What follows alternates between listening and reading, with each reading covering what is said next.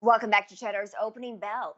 Well, Tropical Storm Bertha made landfall this week ahead of schedule for the annual start to hurricane season on June 1st. For more on what we can expect from this hurricane season, we're joined by Paul Walsh, Global Director of Consumer Weather Strategy at IBM. Paul, I'm glad that you can join us today. What does an early arrival of a storm like Bertha indicate for the upcoming season?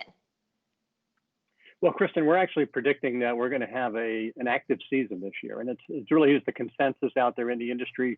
The weather company itself is predicting that we're going to have 18 named storms, and of course now we've already had two. But additionally, we expect that of those 18 named storms, 9 will be hurricanes and 4 will be major hurricanes, which is more than we saw last year. So the expectation is that we're going to see potentially, and I use air quotes here, potentially a hyperactive season. And it's all related to very, very warm ocean temperatures and also something called the La Nina, which is formed. And typically we have a pretty good track record. The weather companies had a very, very good accuracy rate as it relates to numbers of storms over really since 2006. But Kristen, what it really means though is that while we do think it's going to be an active, perhaps even hyperactive season, there's still a lot of uncertainty because we don't know where those storms will actually go at this point.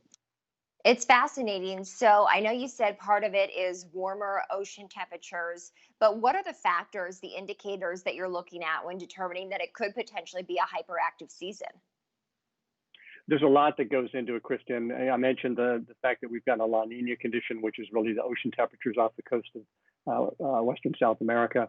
And there's just a lot of ingredients that go into it, and which gives us the ability to predict, again, directionally the expected number and frequency of storms. But again, where it becomes really important in real time is that we can't predict beyond 3 or 4 or 5 days where those storms are going to form. So it's possible we could have 18 storms, but they all stay offshore and the impact is minimal.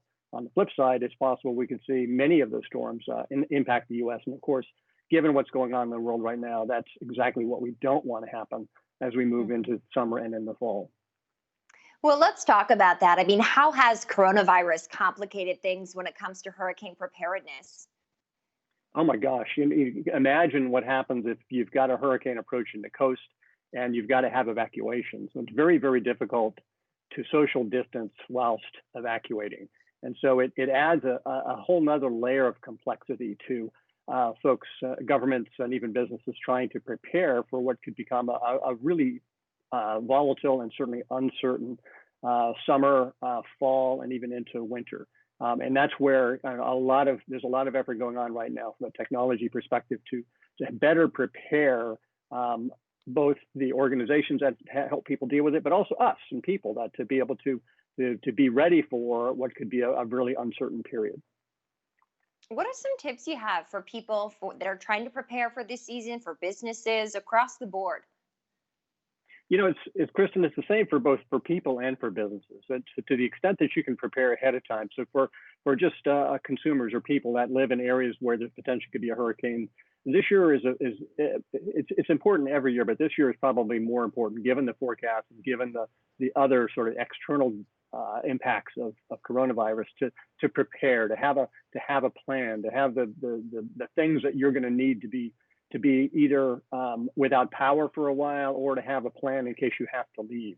The same is true for governments and local governments, whereby, you know, as we speak, there's a lot of preparation going on to really figure out how best to prepare for that added extra of uncertainty this year that's being layered on by the pandemic.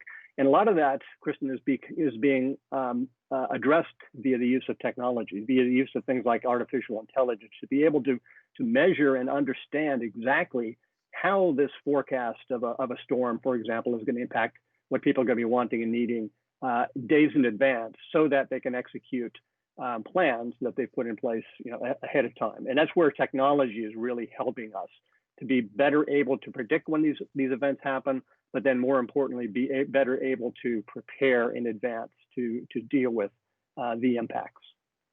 Yeah, Paul, we're already seeing obviously states, the government, and businesses trying to make way amid the economic challenges that COVID presented. How significant can the economic impact be of a busy hurricane season? What do people need to know?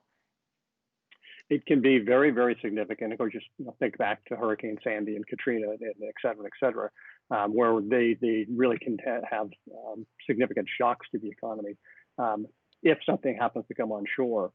From a planning perspective, though, again, it's being able to anticipate that something like that could happen and having plans to be able to deal with it.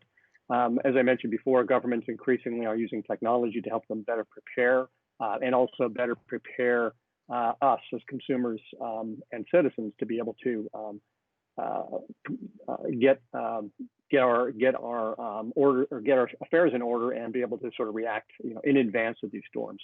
One of the things that is a real benefit for us now is the fact that we're getting so much better at being able to both predict these kind of storms. The weather forecasts are getting increasingly accurate, but then also, and important, being able to predict what those storms are going to mean in terms of how it's going to impact infrastructure and people, and using that information then as part of this whole planning process that we're talking about to make sure that they can help us all better deal with it and become more and increasingly more resilient.